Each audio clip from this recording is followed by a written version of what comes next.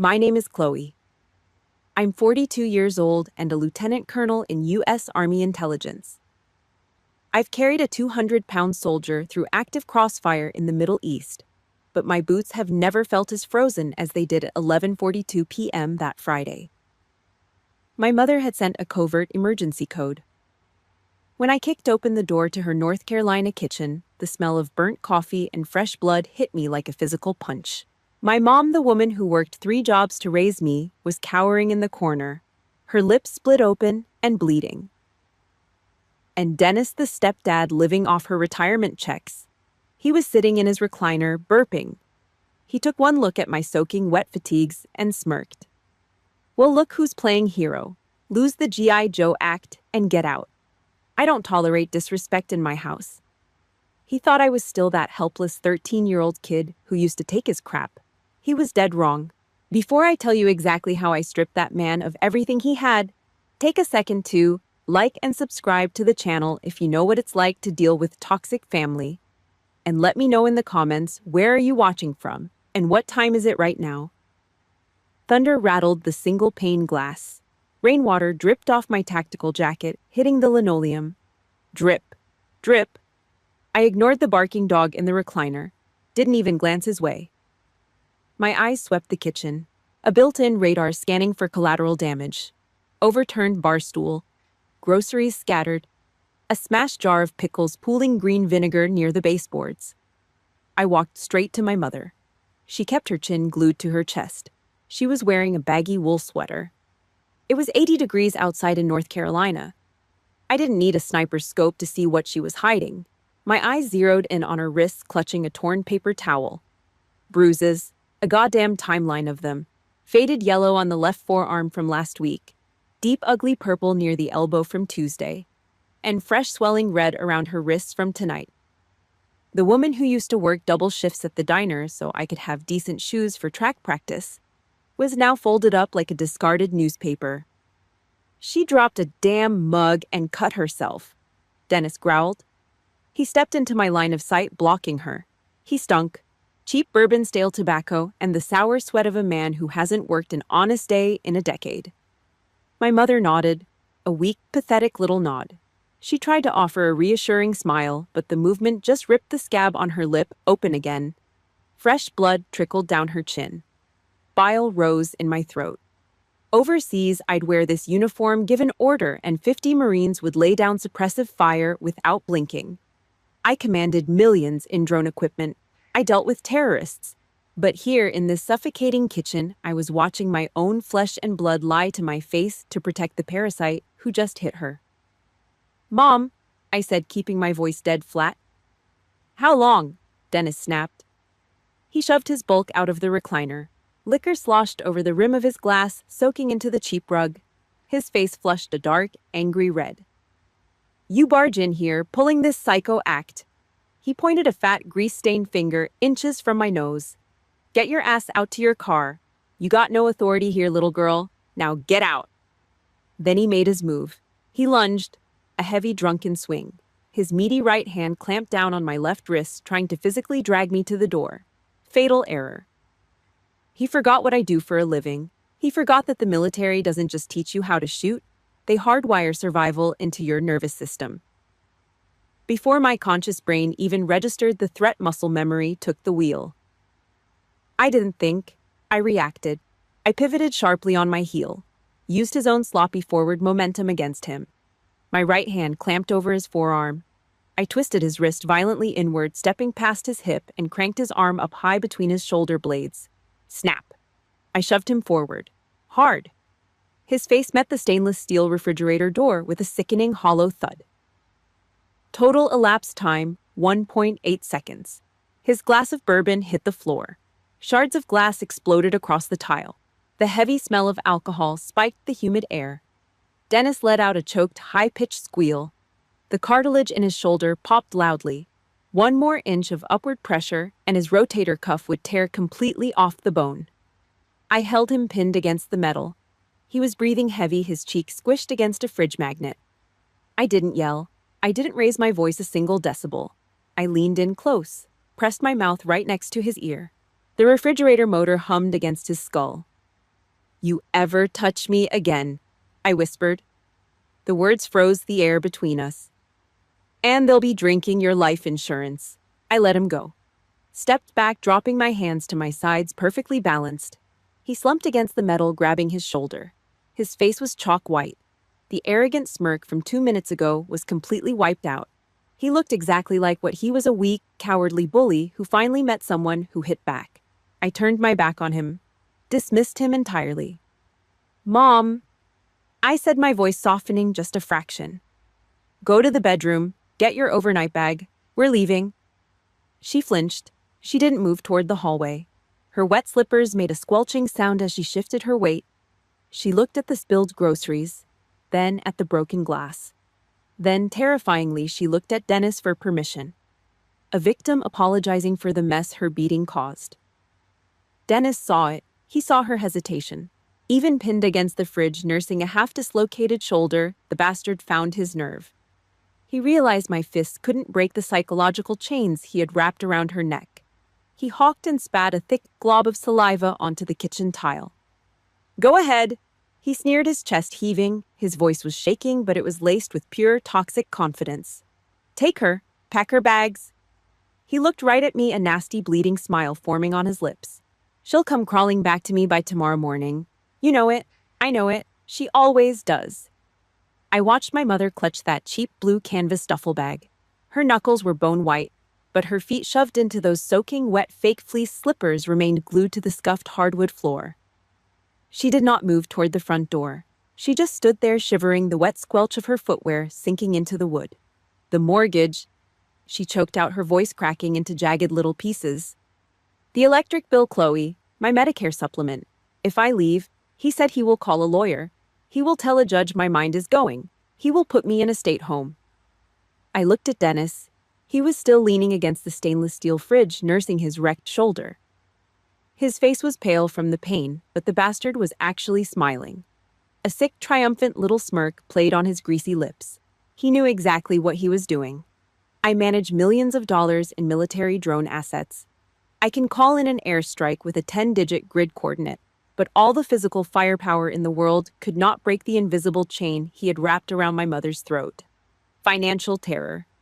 The ultimate weapon against an aging American woman. He knew she feared the collection agencies and the nursing home more than she feared his fists. You cannot drag a hostage to safety if they are terrified of the rescue. I read the cramped room, evaluated the structural integrity of her mental state. She was crumbling like dry sheetrock. Pulling her into the cold Carolina rain tonight would only make her bolt right back to him by sunrise. She needed to anchor herself first. I reached into my cargo pocket, pulled out my heavy key fob, and tossed it onto the granite kitchen island. The metal hit the stone with a loud final clack. Fine, I said, my voice dropping an octave. We stay here tonight. Dennis pushed himself off the fridge, his face twisted ugly, his heavy jowls shaking. The hell you are? You do not sleep under my roof. I want you out of my house. I did not blink. I stepped directly into his personal space, forcing him to smell the damp canvas of my field uniform. I stared dead into his bloodshot eyes. Elaine Rose is the sole name on this deed, I said, cold and slow. This is not your house. It never was. And I am not asking for your permission. He stared back. His good hand balled into a thick fist, but the deep, sickening throb in his shoulder reminded him of the math. He was outmatched. He was just an old bully who used bills and intimidation to get his way. He spat another curse, turned on his heel, and stomped down the hall. The master bedroom door slammed shut so hard the drywall dusted the baseboards. I guided my mother into the living room. The air in there felt heavy, smelling faintly of old dog hair and stale cigarettes. I pushed her gently onto the worn floral sofa. I bypassed the fancy guest soaps in the bathroom and grabbed the plastic first aid kit from under the sink. When I got back, she was weeping silently into her hands, not over the bruises on her arms, over the mess in the kitchen. I am so sorry about the mug, Chloe, she whispered, her shoulders shaking. I am just so clumsy lately. I made him mad. A victim of a brutal assault apologizing for cheap ceramic. My stomach turned. I twisted the cap off a bottle of povidone iodine. The sharp, metallic chemical smell flooded the cramped space, cutting through the stale cigarette smoke.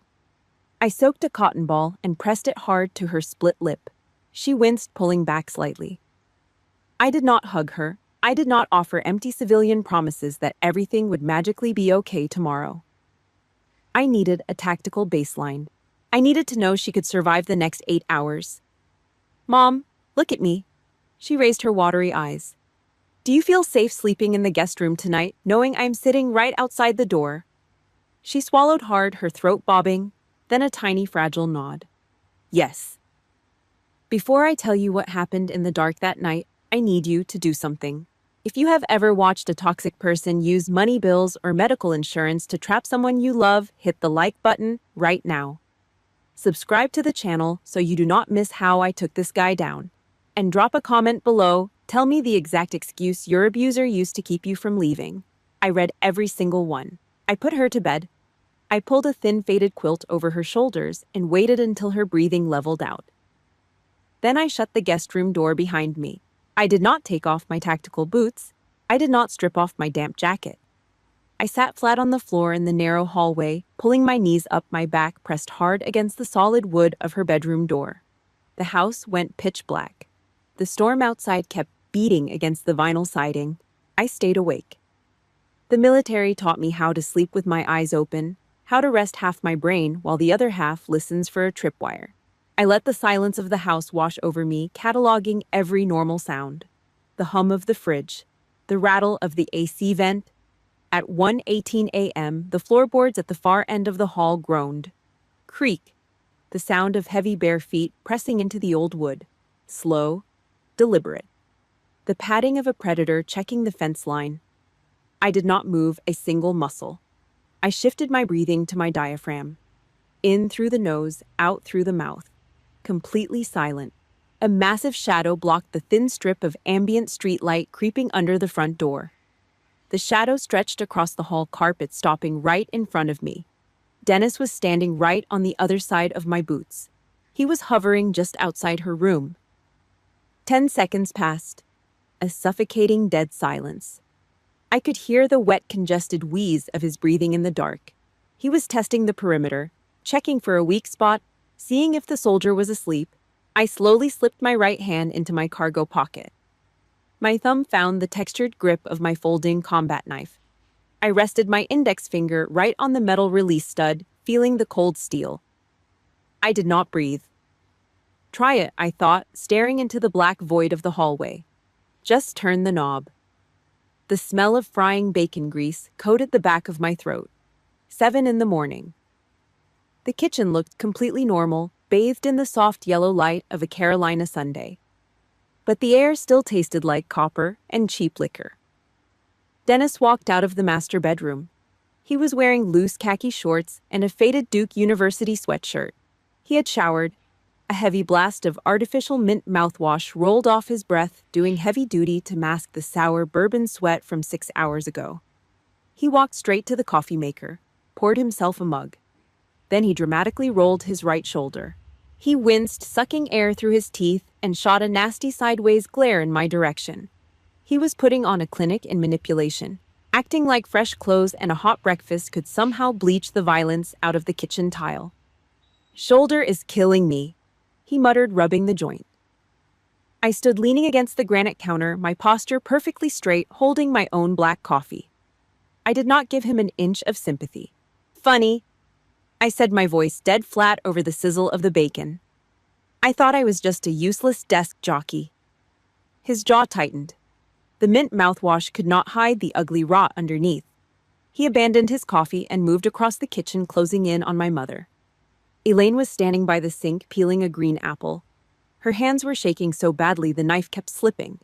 The green skin was falling into the stainless steel basin in jagged, uneven chunks. She was terrified of making a sound. Dennis leaned over her shoulder. He trapped her against the edge of the sink, invading her physical space. "Elaine," he said. His tone was soft now, poisonously sweet. "Tell your daughter she got it all wrong last night. Tell her how you get when you forget your pills. You came at me, remember? You assaulted me." It was Darvo in its purest, most sickening form. Deny the behavior, attack the victim, reverse the roles of victim and offender. He was trying to rewrite reality right in front of my face. He wanted to gaslight her into believing the bruises on her own arms were her fault. I did not argue with him. I did not yell. The military taught me that words are useless against an enemy actively trying to break your perimeter. I just moved. 2 quick steps across the linoleum. I wedged my body directly between his heavy chest and the paring knife in my mother's trembling hand. I cut him off from his target. Back up. Dennis puffed his chest out. The veins in his thick neck bulged against the collar of the Duke sweatshirt. His face went an ugly, mottled red. "You have no right to give orders in my house," he spat, pointing a finger at my face. I slowly set my ceramic mug down on the counter. The heavy clack echoed in the quiet kitchen. I locked eyes with him, not blinking, not breathing heavy. "I am not giving an order, Dennis. I am issuing a warning." He stared at me. He looked for a flinch, a sign of weakness. He found nothing but cold, calculated intent. He snatched his heavy set of truck keys off the island, let out a frustrated grunt, and stormed out the front door. The heavy oak slammed shut, rattling the picture frames in the hall. The second his truck engine faded down the driveway, my counterintelligence training kicked in. The defensive posture was over. We were going on the offensive. I turned to my mother. "Give me your phone." She hesitated, wiping her wet hands on a dish towel. "Chloe, what are you doing?" "Securing your assets." We sat at the cheap laminate kitchen table. I went to work. I locked him out of her Wells Fargo app, changed the recovery emails, the security questions, and the PIN numbers. I severed his digital control over her Social Security deposits. Then came the physical evidence. I made her roll up the baggy wool sweater. I used my phone camera, flash on, harsh clinical lighting. I took close-up shots of the faded yellow on her left forearm, the deep purple near the elbow, the fresh, swelling red rings around her wrists. Every click of the shutter was a permanent record of his crimes. I pulled a cheap spiral notebook out of my bag. I started a logbook. He had her so financially terrorized she kept crumpled Food Lion receipts in her pockets, terrified to spend $20 on groceries because he would accuse her of hiding cash. Now, every receipt, every dollar, every threat he made went into that notebook. We were building a paper trail. For 3 days, the house sat in a state of a suffocating cold war. We barely spoke. We just watched each other. Then came Wednesday, 5:11 a.m. The house was pitch black. I was awake staring at the ceiling of the guest room when I heard the scraping of wood against wood. I slid out of bed. No shoes. I moved silently down the carpeted stairs. The living room was bathed in the pale blue light of a street lamp shining through the blinds. Dennis was crouched behind my mother's heavy roll-top desk. He was in his white underwear, his heavy gut hanging loosely over the elastic waistband. He was frantic. He had pulled the bottom drawer all the way out and was digging his thick fingers into the dark cavity underneath. He was pulling papers out, checking them, and shoving them back. Sweat shined on his bald spot. The floorboard under my foot let out a microscopic groan. Dennis snapped his head up. He saw me standing in the doorway, half hidden in the shadows. He jumped like a rat caught in a snare. He slammed the drawer shut so fast it cracked. He did not say a single word. He just scrambled to his feet, grabbed his loose khaki pants off a chair, and scurried past me up the stairs. I waited. I let the house go perfectly quiet again. That afternoon, when he finally left for the hardware store, I went straight back to that roll-top desk. I yanked the bottom drawer all the way out and set it on the floor. I reached my arm deep into the dusty, narrow cavity underneath. My fingertips brushed against the rough texture of duct tape. Someone had secured a heavy manila envelope to the underside of the wood frame. I ripped it down. The paper smelled like stale dust and hidden sins. I carried the envelope to the kitchen island and dumped the contents under the bright overhead lights. It was a stack of legal documents, a mortgage agreement, a massive second loan pulled against the A-frame cabin on Lake Gaston, the only piece of property my actual father had left behind when he died. Dennis's name was printed in bold black ink at the top of the borrower section. I flipped to the last page. Right at the bottom on the co-signer's line was my mother's signature. I stared at the blue ink. My blood went completely ice cold. The E in Elaine did not loop the right way. The R in Rose was entirely too sharp jagged at the top. It was sloppy, it was forced, it was not her handwriting. The bastard had forged it. I stepped out onto the back porch. The wind off the Carolina pines was biting, kicking dead leaves across the cracked concrete of the driveway. I did not pull my collar up. I just let the cold hit my face. It grounded me. It kept the rage packed down tight where it belonged. I pulled out my phone and dialed 3 numbers. I was not looking for a shoulder to cry on. I was requisitioning assets. I was building a strike team. Call number 1, Susan Delgado. Family attorney, former county prosecutor. The kind of lawyer who chewed up narcissistic men for sport. Call number 2, Nate Hollis. We served together in the 82nd Airborne. Now he worked as a senior fraud investigator for a major national bank. He knew how to track dirty money through concrete walls. Call number 3, Adult Protective Services. The phone rang 3 times before a tired-sounding operator picked up. I gave her the address. I gave her Dennis's full name, his date of birth, and a clinical detached summary of the physical and financial abuse occurring inside the house. The operator hesitated. I could hear the scratching of her pen over the line. Ma'am, these cases are difficult. Is your mother a willing participant in seeking help if we send an investigator and she denies everything? I gripped the wooden porch railing. The splinters dug hard into my palm. Yes, I said, my voice completely devoid of any waver. I guarantee you she wants the help.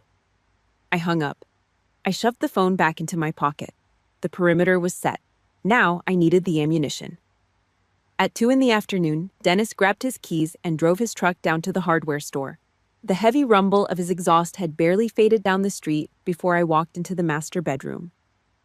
My mother was sitting on the edge of the mattress folding a pile of laundry. She looked exhausted. Get up, I told her. She flinched, dropping a white undershirt. Chloe, what is it? The closet, bottom shelf. Pull it out. She knew exactly what I was talking about. Her face drained of color. She walked over to the sliding closet doors, pushed the hanging winter coats aside, and dug around in the dark corner. She pulled out an old, dented Royal Dansk butter cookie tin. She set it on the bed. Her hands were shaking so violently she could barely pry the lid off. The cheap metal scraped loudly, peeling back to reveal a chaotic, shoved-in mess of paperwork. It smelled like mothballs and old dust. I dumped the tin upside down on the mattress. Crumpled papers spilled everywhere. I started flattening them out with the palm of my hand, lining them up in neat tactical rows. Past due notices from the IRS printed on cheap, thin paper. Red ink screaming about penalties. A thick stack of ATM withdrawal slips from Harrah's Cherokee Casino. $300, $500, $200, all pulled at 2 or 3 in the morning. Then I found the bottom of the barrel. 2 heavily stapled documents from a strip mall payday lender. The kind of predatory loan office wedged between a pawn shop and a discount liquor store. Promissory notes, $18,000. And a second one for $12,000, both in Dennis's name. Both carrying an interest rate that bordered on criminal. My mother let out a dry, broken sob. She covered her face with her hands. I thought, if I just helped him. She cried, her voice muffled against her fingers. I thought if I used my retirement to pay off the worst of it, he would stop drinking so much. I thought it would make him calm down. He promised he would stop. I stared at the casino receipts. My jaw clenched so hard my teeth ached. That was the sick, twisted trap of domestic abuse. She was throwing her own survival money into a meat grinder, hoping it would satisfy the machine. She was trying to use love and sacrifice to cure a starving beast. He did not want her love. He did not care about her sacrifice. He just wanted the cash. I spent 20 years working my way up the military ladder. I ate dirt, slept in bunkers, and saved every dime of hazard pay I ever earned just to afford a modest townhouse. And this fat, lazy bastard only needed a forged signature to bleed my actual father's legacy dry. Pack it all up, I said, my voice tight. Put it back exactly how it was. I grabbed the most damaging documents, the forged mortgage paper from the desk, the casino, slips, the predatory loans. I took them into the guest room and locked the door. Midnight. The house was dead quiet except for the heavy wet sound of Dennis snoring in his recliner in the living room. I sat at the small desk in the dark. The harsh blue light of my laptop screen illuminated the cramped room. I had a portable scanner plugged into the USB port. Click. I scanned every single page. I compiled them into a highly encrypted PDF file and sent it directly to Nate's secure server. Then, I waited. At exactly 11:30 p.m., my phone vibrated hard against the desk. The screen lit up. A text message from Nate. It was not a standard update. It read like an evacuation order. Call me right now. Your stepdad isn't just stealing your house. I just found something much worse. I picked up the phone. I looked through the crack in the door out into the living room. Dennis was sprawled out in the recliner, his mouth hanging open, his thick chest rising and falling. He thought this was just a mother-daughter squabble. He thought he had the upper hand. He was completely hopelessly wrong. Sunday afternoon. Uncle Randy's backyard in Wake County. The heavy, greasy smell of charcoal smoke and grilling hamburger meat hung over the patio. Dennis was putting on a masterclass. He stood by the massive Weber grill wearing a Kiss the Cook apron, flipping patties like he was the patriarch of the year. He had a cold Budweiser in one hand and a pair of steel tongs in the other. Every time my mother walked past with a tray of potato salad or baked beans, he would lean over and plant a loud, exaggerated kiss on her cheek. The relatives ate it up. They laughed, clinking their beer bottles. Aunt Martha told anyone who would listen how lucky Elaine was to have found such a solid family man after my dad passed. They did not see the truth. They did not see the way my mother's shoulders instinctively flinched toward her ears every single time Dennis swung those heavy steel tongs near her face. They only saw the theater. A perfect, happy American barbecue. I sat at the edge of the picnic table, picking at a paper plate of dry coleslaw. My phone felt like a brick in my pocket. The text from Nate was burning a hole in my thigh. I just found something much worse. I did not know what the bank investigator had uncovered yet. I was operating in the blind. I had to maintain absolute cover until the intel was verified. So I sat there, silent, watching the parasite work the crowd. Dennis wiped a sheen of burger grease off his mouth with the back of his hand. He took a long pull of his beer, then let out a heavy theatrical sigh, the kind of sigh designed to draw everyone's attention. The chatter around the folding tables dialed down. You all gotta excuse Chloe today. Dennis said, his voice loud enough to carry over the hiss of the grill. He cast a pathetic, deeply concerned look in my direction. She is just a little sensitive lately. Uncle Randy frowned, lowering his plastic cup. Sensitive? How so? Dennis leaned against the grill, playing the role of the exhausted, misunderstood father figure. It is the military. You know how it is. Those tours overseas, they leave scars. Psychological scars. PTSD is a real monster, Randy. She gets confused. Sometimes she actually thinks I am trying to control Elaine. It breaks my heart to see her so paranoid. My blood stopped moving. It was a brilliant evil tactical maneuver. The smear campaign. He was weaponizing my military service. The medals I earned, the sacrifices I made, he was twisting them into a cheap excuse to label me crazy. He was salting the earth, laying the groundwork, so that if I ever tried to tell these people about the bruises, the forged mortgage, or the payday loans, they would just shake their heads and say, "Oh, poor Chloe. Her brain is just scrambled from the war. Dennis warned us this would happen." Uncle Randy nodded slowly, looking at me with deep, sickening pity. Aunt Martha whispered something to her daughter. I looked at the paper plate in front of me. I did not flip the table. I did not scream. I did not give Dennis the erratic, crazy veteran reaction he was trying to bait out of me. I slowly picked up my metal fork. I set it down dead center on the plastic table. Clack. The sharp metallic sound cut right through the low murmur of the relatives. The backyard went dead silent. Only the charcoal popped in the grill. I stood up. I did not slouch. I locked my knees and squared my shoulders, adopting the exact posture I used when briefing a 4-star general at the Pentagon.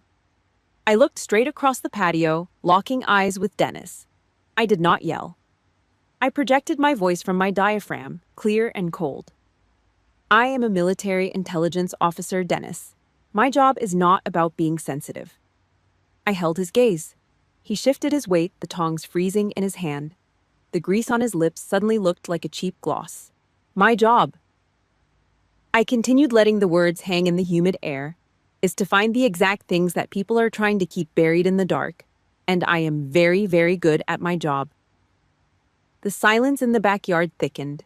It felt like wet cement. Nobody took a drink. Nobody coughed. Dennis's fake concerned smile melted off his face. For a split second, the mask slipped, and I saw the panicked animal underneath. I turned away from the table, grabbed my keys, and walked toward the house to use the bathroom before leaving. 10 minutes later, I was walking through the dim detached garage to get to my car. It smelled like old motor oil and damp cardboard. A heavy hand slammed into the drywall right next to my head. Dennis had followed me. He crowded me into the corner, blocking the exit. The smell of stale beer and cheap meat radiated off his skin. His face was ugly, red and sweating. "You think you are so damn smart," he hissed, his voice dropping to a gravelly whisper. "You think any of those people out there will believe a psycho combat vet over me? They know me. They trust me." He leaned closer. "Your mother needs me.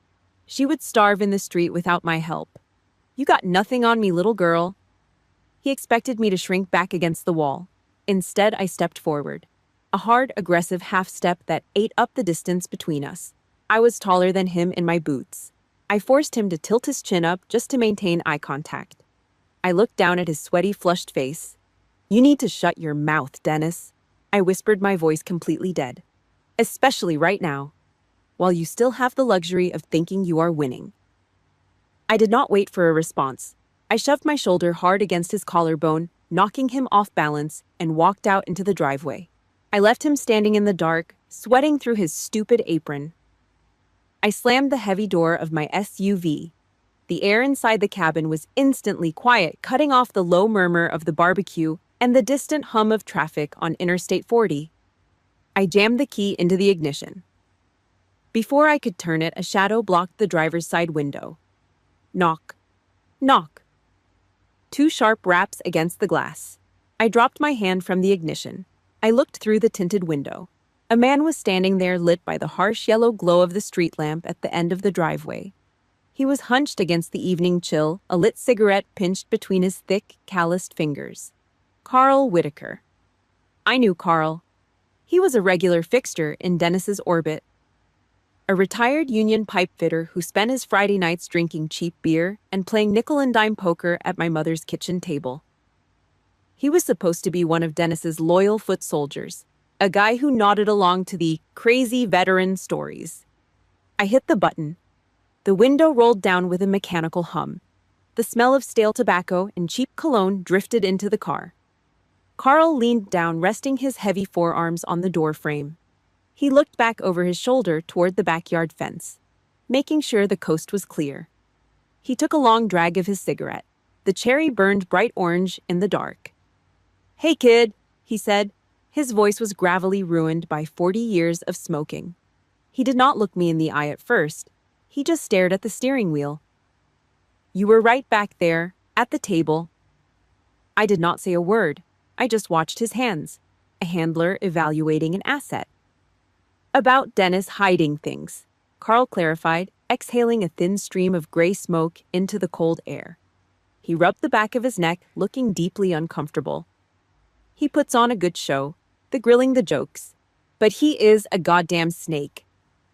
My pulse ticked up a notch, but my face remained an absolute mask. "Go on." Carl shifted his weight. "Last year he cornered my little sister. She is a widow. Husband left her a decent life insurance payout. Dennis told her he was starting a new logistics company. Said he was using Elaine's inheritance from the lake house to fund the startup, but he needed a little more capital to get the trucks on the road." The puzzle pieces snapped together with a violent, sickening click. Nate's late-night text. "I just found something much worse. The forged mortgage on the Lake Gaston cabin wasn't just to cover his predatory payday loans. He used it as bait. He used my dead father's property as a fake collateral to run an affinity fraud scam right inside his own social circle. While my mother was saving crumpled $20 Food Lion receipts, terrified of going over budget, Dennis was swiping tens of thousands of dollars from widows and playing the big shot entrepreneur. How much did she give him? I asked. My voice was pure ice. Carl looked away. He flicked a chunk of ash onto the driveway. 40 grand, wiped out half her savings. The logistics company never existed. He dumped it all at the casino over in Cherokee. $40,000. I turned off the car completely. I pulled the key out of the ignition and set it on the center console. I gave Carl my full, undivided attention. Did she go to the police? Carl shook his head in disgust. No, she's too embarrassed. She feels like an idiot for falling for it. And when she confronted him, Dennis got nasty. He threatened to sue her for defamation. Told her he would drag her name through the mud at church. He said nobody would believe her anyway because it was a gentleman's agreement. A classic abuser tactic. Isolate the victim, weaponize their shame, keep them quiet by threatening to destroy their reputation. Dennis was running the exact same playbook on Carl's sister that he was running on my mother. I leaned closer to the open window. The smell of the tobacco smoke was choking, but I did not blink. Carl. He looked at me, really looked at me this time. Do you want to get your sister's money back? The older man froze. The muscles in his jaw worked back and forth. Years of resentment of having to sit at a poker table and laugh at the jokes of a man who robbed his family boiled up right under the surface of his wrinkled skin. He dropped his cigarette onto the concrete. He crushed it out beneath the heel of his heavy work boot, grinding it into nothing. What do I need to do? He asked. His voice was no longer hesitant. It was hard. Before I tell you exactly how Carl and I set the trap, do me a favor. If you have ever seen a narcissist put on a fake smile for the neighbors while destroying their family behind closed doors, hit the like button. Subscribe to the channel. And drop a comment below with just one word, karma. Because what happened next was pure, unfiltered justice. I picked up my keys from the center console. I jammed them back into the ignition. This Friday. I said, my voice cutting through the quiet night. 7 p.m. You show up at the house for the usual poker game. You drink his beer. You deal the cards. You act exactly like you do every single week. I turned the key. The V8 engine roared to life, the heavy vibration shaking the floorboards. And the rest? Carl asked, stepping back from the door. I shifted the car into drive. I looked him dead in the eye, the dashboard lights casting a hard red glow across my face. Leave the rest to the army. Friday, 3 p.m. Dennis was down at the strip mall getting a fade. I had a 45-minute window to execute the extraction. I dragged 2 cheap blue canvas duffel bags down the carpeted stairs. The metal zippers clacked a harsh rhythm against each wooden step. That was it. That was the sum total of Elaine Rose. 40 years of her life, her youth, her entire marriage boiled down to 40 pounds of folded clothes stuffed into cheap nylon. I threw them into the trunk of my SUV and slammed the lid hard enough to rattle the license plate. My mother sat in the passenger seat. She had the heat blasted through the vents even though it was a mild Carolina afternoon. Her fingers picked nervously at the hem of her cardigan, fraying the yarn, tearing it apart thread by thread. She looked completely terrified.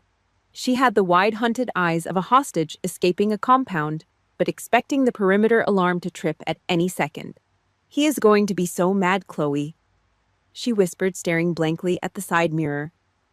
When he sees the closet is empty, he's going to tear the house apart. I put the truck in gear and pulled out of the driveway, keeping my foot steady on the gas. You do not need to worry about his temper anymore, I said, keeping my eyes dead ahead on the asphalt. He's out of time. I drove her across town to an old friend's house, a designated safe zone. I carried her bags inside, checked the locks on the doors, and waited until she was sitting on a floral sofa with a hot cup of tea in her hands. Once she was behind a locked door, the mission objective shifted. The VIP was secure. Now it was time to hunt. 6:30 p.m. I pulled back into my mother's driveway. Dennis's heavy-duty pickup truck was parked on the grass front and center, crushing the lawn. 3 other cars crowded the curb. The Friday night regulars. I walked up the front steps. I could hear the loud, obnoxious braying of four grown men laughing through the thin drywall of the living room. The smell hit me the absolute second I opened the front door. It was a thick, suffocating wall of cheap cigar smoke, fried grease, and spilled beer. Dennis was holding court in the kitchen. He stood right at the center island, a rocks glass of bourbon in one hand, expertly shuffling a deck of bicycle playing cards with the other. Carl Whitaker sat to his left, nursing a bottled beer, giving me a microscopic, knowing nod. The other two were guys I vaguely recognized from the local dive bar, rough-looking men who liked to bet money they did not have. Dennis looked up. The smile on his greasy, flushed face stretched into a cruel, mocking sneer. "Well, well," Dennis said loudly, making sure the whole table stopped talking to hear him. "Look who decided to join us. The Army Princess is here to supervise the perimeter."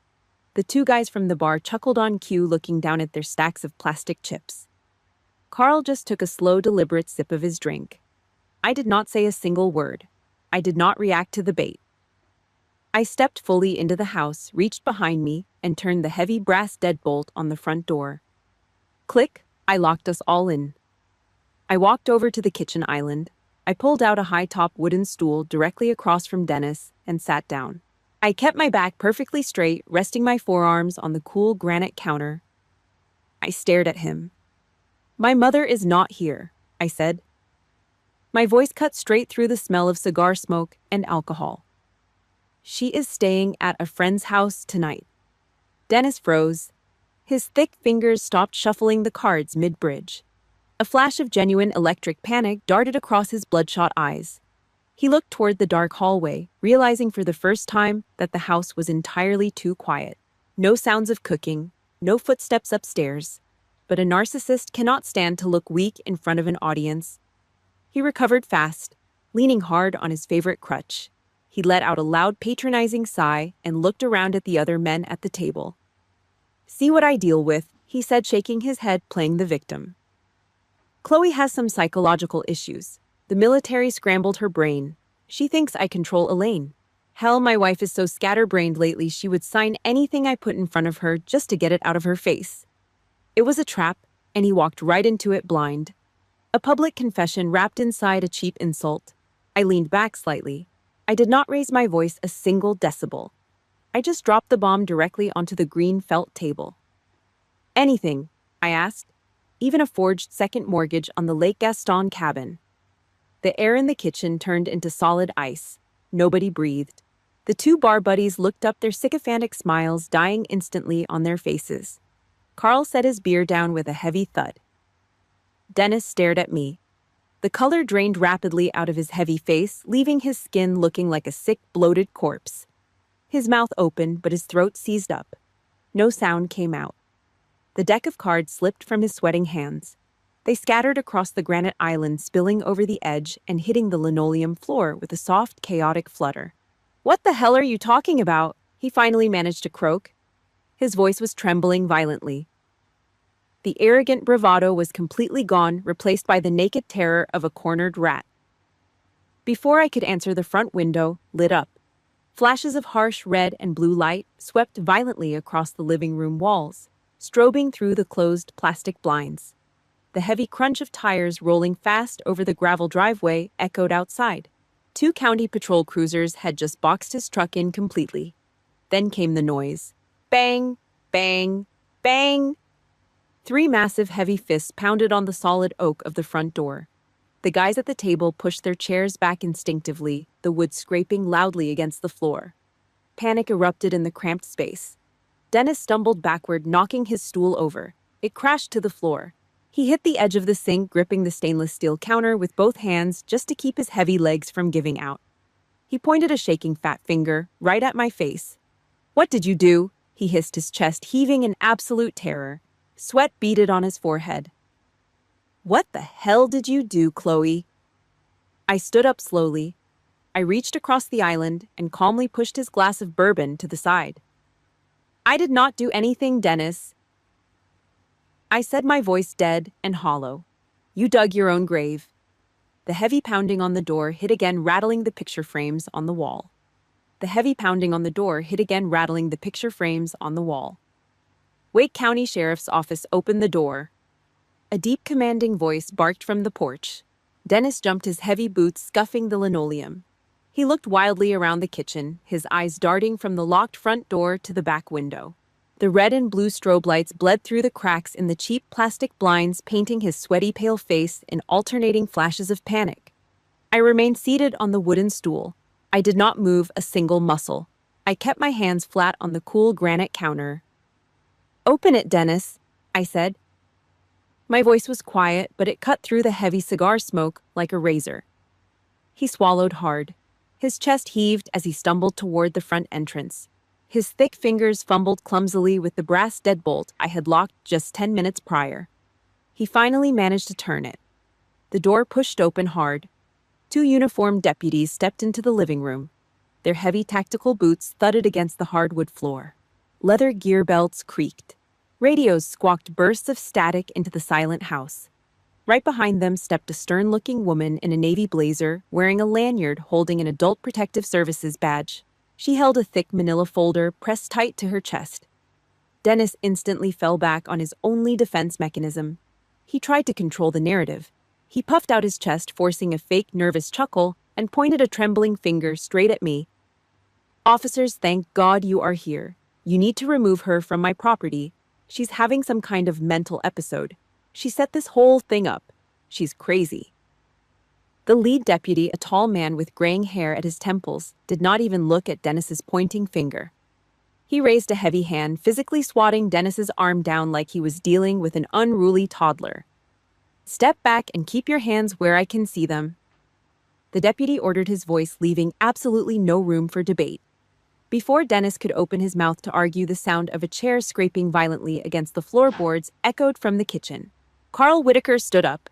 He picked up his hand of playing cards and threw them face down onto the green felt table. They scattered, slipping off the edge. He picked up his jacket, his jaw set like stone. "Cut the crap, Dennis," Carl growled. His gravelly voice was thick with pure disgust. Dennis whipped his head around, his eyes wide with betrayal. "Carl! What are you doing? Tell them she is crazy." Carl took a step forward, closing the distance. He looked the so-called businessman dead in the eye. "My sister filed the formal complaint this morning. I drove her to the station myself. We handed over the bank statements. We handed over the wire transfers." Carl spat on the floor near Dennis's boots. "You stole $40,000 from a widow. You bled her dry to pay your gambling debts, you piece of garbage." The other 2 poker buddies at the table froze. The realization washed over their faces. They looked at the cops, then looked at the man they had been drinking with for months. They did not say a word. They just grabbed their jackets, lowered their heads, and backed away from Dennis. They shuffled toward the wall, creating a wide physical perimeter of space around him. They treated him like a walking disease. The fake entrepreneur mask did not just slip, it shattered into 1,000 pieces and crashed onto the floor. Dennis stood completely alone in the center of the room. He gasped for air, his mouth opening and closing like a suffocated fish. The sour, sharp stench of fear sweat poured off his body, completely overpowering the smell of the barbecue from earlier. The lead deputy finally turned his head. He scanned the room, assessing the occupants. His eyes landed on me, sitting quietly at the kitchen island. He took in my posture, the straight back, the calculated stillness. Then his eyes dropped to the name tape and the rank insignia pinned to my olive drab tactical jacket. A reflex built into the DNA of law enforcement activated instantly. The deputy squared his shoulders. He stood up a little taller. He gave me a sharp, respectful nod. "Good evening, Lieutenant Colonel Rose." The deputy said, his tone shifting from authoritative to completely professional. "We received the encrypted file and the scanned documents from Attorney Delgado an hour ago. We have it from here." "Lieutenant Colonel Rose." The moment those 3 words left the deputy's mouth, the last remaining bone in Dennis's spine turned to jelly. For 48 hours, he had mocked me. He had called me a desk jockey, a little girl, a crazy veteran. He had used my military service as a punchline to make his drinking buddies laugh. And now, the very authority he thought would drag me away was standing at attention, addressing me by the exact rank he had spent the whole weekend disrespecting.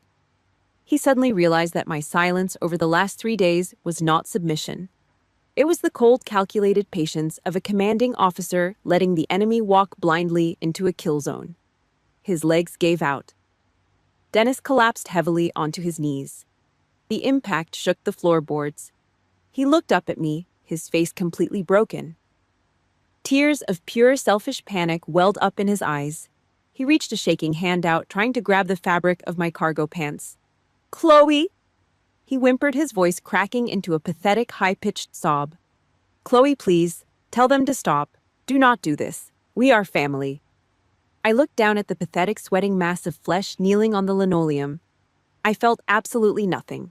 No anger, no pity. Just the cold, sterile satisfaction of a completed mission. I stepped back, keeping my boots out of his reach. My eyes were dead voids. "No, Dennis," I said. "We are not family. We are just locked in the same house." I nodded to the deputy. The officer stepped forward, grabbing Dennis by the back of his Duke University sweatshirt. He hauled the heavy man to his feet and slammed him face first against the hallway wall. He grabbed Dennis's arms, twisting them behind his back. The cold, heavy metal of the handcuffs ratcheted shut around his wrists with a loud, sharp click.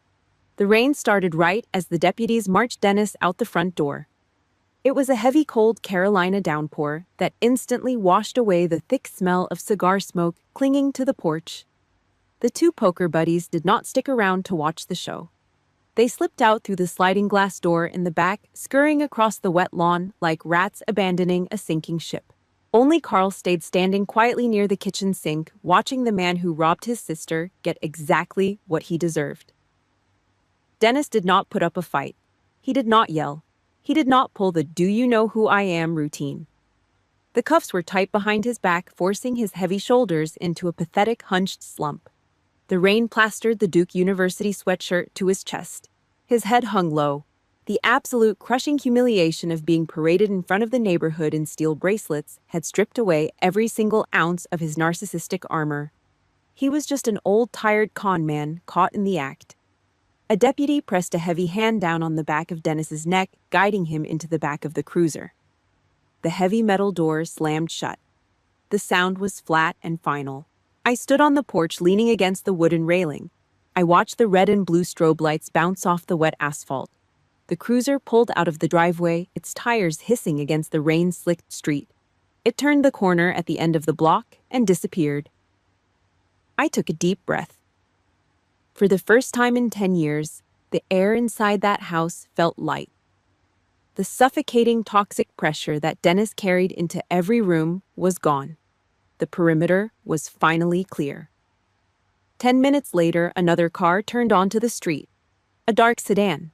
It pulled up slowly, parking half on the driveway and half on the wet grass. The passenger door opened. My mother stepped out. She was holding a large black umbrella, gripping the handle tight. Susan Delgado, the attorney, had driven her back. Susan had called her the second the arrest warrant was executed, explaining the wire fraud, the forged mortgage, and the predatory loans. She knew everything now. Elaine walked up the driveway. She moved slowly, her cheap faux fleece slippers sidestepping the deep puddles. She stopped at the bottom of the porch stairs. She stood there in the pouring rain, looking up at the front of the house. For a decade, this place had not been a home. It had been a holding cell. A place where she was afraid to drop a coffee mug, afraid to buy a gallon of milk without keeping the receipt, afraid to speak unless she was spoken to. I walked down the wooden steps and stood next to her under the umbrella. She was not crying. Her eyes were completely dry. The bruised, swollen skin around her wrists looked stark against the dark wool of her cardigan. She looked exhausted, hollowed out by the sheer weight of the betrayal. She had given up the last good years of her life trying to fix a man who only viewed her as a bank account to be drained. She lifted her left hand. Her fingers trembled slightly, but her grip was firm. She reached across with her right hand and pinched the thick gold wedding band on her ring finger. The metal resisted at first. It had been stuck there for 10 years. She twisted it, pulling hard over the swollen knuckle. It scraped against the skin, fighting to hold on, but she did not stop. Click. The heavy gold ring slipped off. She held it between her thumb and forefinger for a second. The skin underneath the band was a pale, sickly white. A ghost mark. A strip of flesh that had not seen the sun or felt the air in a decade because it had been smothered by a lie. She did not throw the ring into the yard. She did not curse. She walked up the stairs, reached out and placed the gold band flat on the cold, wet concrete of the porch railing.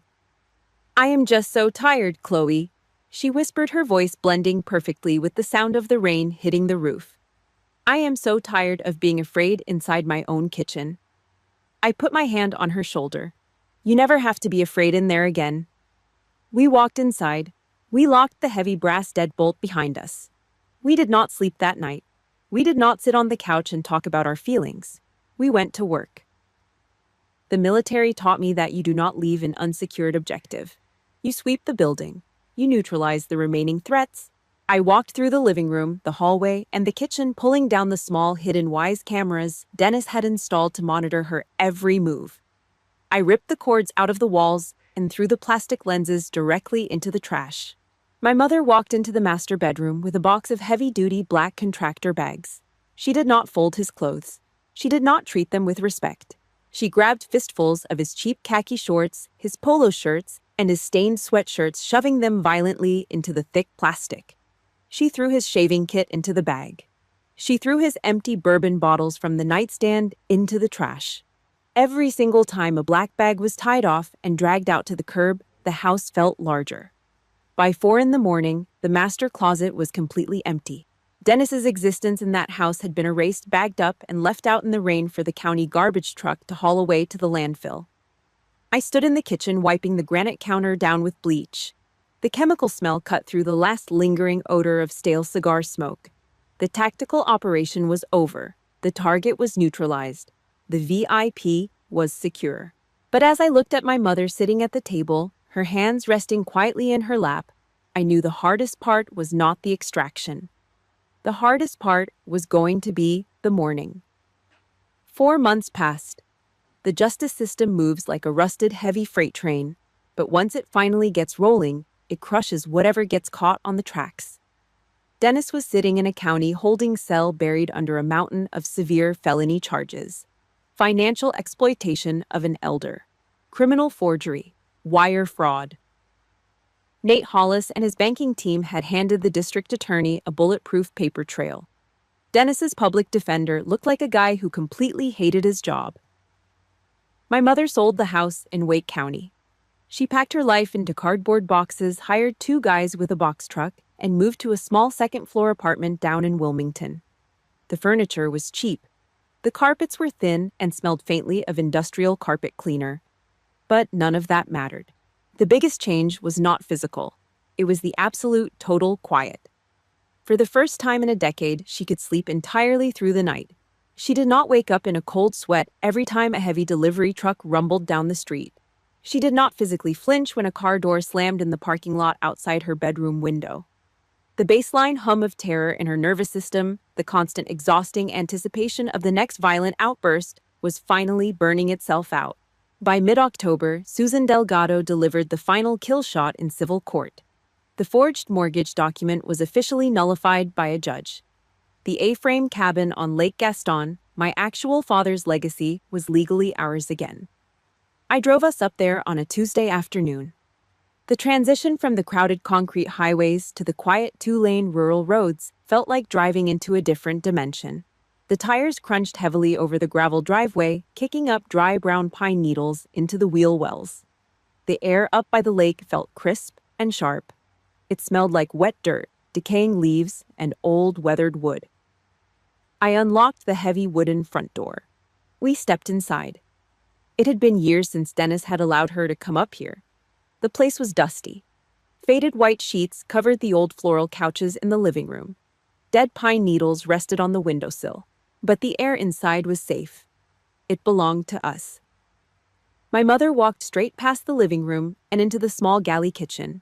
She reached out and pulled the heavy handle on the old humming Frigidaire. The yellow interior bulb flickered to life, buzzing softly. She stood there for a long second, staring blankly at the empty wire shelves. Then she reached deep into the side door rack. She pulled out a yellow plastic bottle. "Chloe," she said. Her voice caught in her throat. I stepped up behind her. She was holding a dusty bottle of French's yellow mustard. The crusty plastic cap was glued shut with old dried brown paste. "Look at the expiration date," she whispered, handing it to me. I wiped a layer of dust off the back label with my thumb. I leaned in close to read the faded black ink. Best by August 2019. My dad bought that exact bottle of mustard the summer before his heart gave out. It had been sitting in the dark cold for years, untouched by the man who tried to steal the walls around it. My mother let out a sudden, sharp sound. A heavy gasp. For a second, I tightened my grip, thinking she was going to break down and cry right there on the linoleum. Instead, she laughed. It was not a nervous chuckle. It was a clear, ringing, genuine laugh. The kind of deep laugh that echoed off the exposed wooden beams of the cabin's ceiling. I looked at the ridiculous expired bottle of cheap yellow mustard in my hand, and I started laughing too. We stood in the dusty kitchen of an empty house holding a plastic condiment bottle, laughing until our ribs physically ached and tears streamed down our faces. It was the pure, unfiltered, messy sound of survivors finally crawling out of the wreckage. Late afternoon. The Carolina sun started dipping below the tree line, painting the choppy surface of the lake in harsh, blinding gold. We sat side by side on the edge of the weathered wooden dock. The water lapped gently against the treated green pilings. Slap, slap, slap. My mother pulled her gray sweater tight around her shoulders. The wind was picking up off the water, bringing a sharp chill. She kept her eyes fixed on the opposite shore. "I used to think staying was the right thing to do," she said. Her voice was quiet, entirely stripped of all the old rehearsed excuses. I looked at the deep crow's feet around her eyes. "I thought if I just took the hits, if I just kept the peace in the house, it would protect you from the fallout. I thought I was shielding you from him." She looked down at her hands resting in her lap. The dark purple bruises from that Friday night were gone. Just pale, wrinkled skin left behind. "I am so sorry, Chloe. I am sorry I tolerated his absolute cruelty for that long. I should have been stronger for you." I reached over. I wrapped my right arm tightly around her shoulders and pulled her close against my side. I had spent 20 years in a uniform. I had commendation medals pinned to my dress greens. I had a security clearance that let me read intelligence files most civilians did not know existed. But sitting on that cold wooden dock, none of that hardware mattered. It was all worthless metal and colored ribbon if I could not protect the one woman sitting next to me. "Mom," I said, looking out over the dark, quiet water stretching out in front of us. "You do not need to apologize to me." I squeezed her shoulder hard. "The bravest thing you ever did was not packing your bags. The bravest thing you ever did was hitting send on that emergency code at 11:42 p.m. If my story resonated with you, please hit like, drop a comment, and subscribe to the channel. Thank you so much for listening, and I will see you in the next one.